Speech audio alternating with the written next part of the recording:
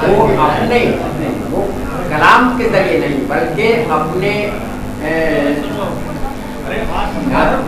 नाती अशार नहीं बल्कि अपने नस्ल में आप लोगों से रूबरू हो और हजरत अबू तालिब के बारे में क्योंकि आप प्रोफेसर हैं एक अच्छी पकड़ रखते हैं मुझे आपका खास तौर से लगाव है तो उनके बारे में हजरत अबू तालिब के बारे में आप हाज़िरीन महफिल सलामुन अलैकुम।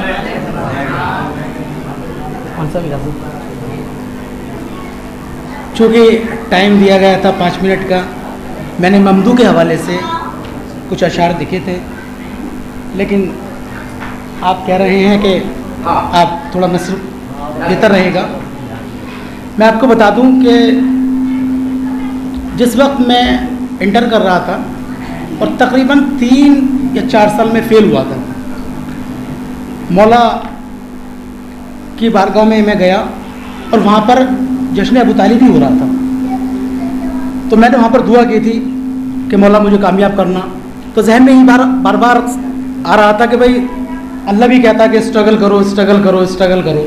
अब जाहिर सी बात है स्ट्रगल तो करना ही था। अब मैं पहुँचा, क्या कहते हैं, सिस्टर का हमारी अपॉइंटमेंट हुआ था BTC में, तो मैं वहाँ गया।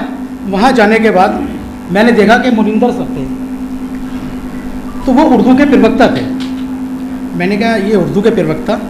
फिर मैंने उनसे बात की तो वो बाकायदा इमाम अबू तालिब पर गुफ्तगू कर रहे थे बैठे हुए वहाँ पर, चूँकि वो डॉक्टर नैया जालपुर के शागिर्द थे। तो वहाँ पर मुझे मतलब मैं बताना चाहता हूँ आपको, मुझे वहाँ से मोटिवेशन मिला।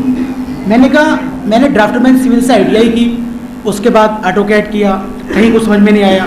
तो उन्होंने मुझसे ऐसी बात करते में 1-2 बात क्या कहते हैं उनकी, मुझसे बोले आप ऐसा कीजिए, आप प्राइवेट MA कर लीजिए और MA करने के बाद आप नेट क्वालिफाई कर सकते हैं आप, और इसके लिए एलिजिबिलिटी जो है वो नेट है जो हमारा जो ये हुआ। मैंने कहा ये अच्छा, मैं जानता भी नहीं, हकीकत ये है कि मैं जानता भी नहीं था उस टाइम पर, लेकिन चूँकि जाहिर सी बात है जब उनका अता होती है तो किसी को भी कहीं भी पहुँचा देते हैं वो।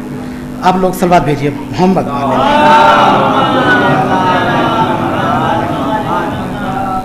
आप चंद शेर देखें कि था तेरी दोष पा बारे हिफाजते इस्लाम, था तेरी दोष पा बारे हिफाजते इस्लाम, सुपुर्द हक ने किया था अमानते इस्लाम, सुपुर्द हक ने किया था अमानते इस्लाम, तेरे अमल से आया थी हकीकते इस्लाम, तेरे अमल से आया थी हकीकते इस्लाम, तेरे करम की थी ममनू शरीयते इस्लाम, तेरे करम की थी ममनू शरीयते इस्लाम, तेरी वफा पा मशीयत भी नाज करती थी।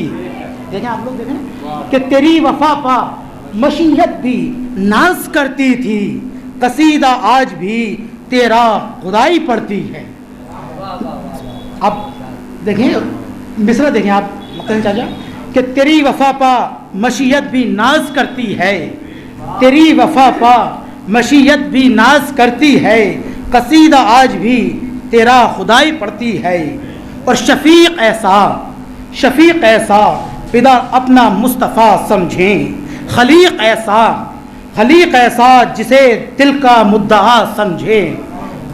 और कहाँ थी इतनी जसारत उन्हें चचा समझें, कहाँ थी इतनी जसारत उन्हें चचा समझें, तकाज़ा था ये मोहब्बत का आसरा समझें, तकाज़ा था ये मोहब्बत का आसरा समझें। और वो बाहें जिनमें नबी करीम झूल गया, वो बाहें जिनमें नबी करीम झूल गया, वो मामता कि रसूल अपनी माँ को भूल गया, वो मामता कि कि रसूल अपनी माँ को भूल गया और नबी को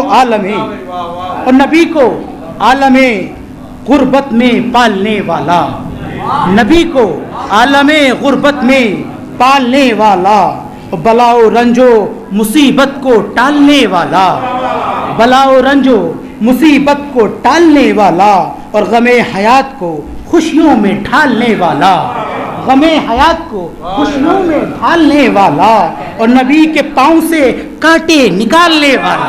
आप लोग दुरूद पढ़िए, आप लोग दुरूद पढ़िए, अल्लाहुम्मा सल्ली अला मुहम्मद व आले मुहम्मद।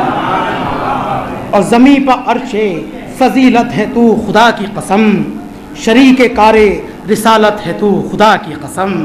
फ़कत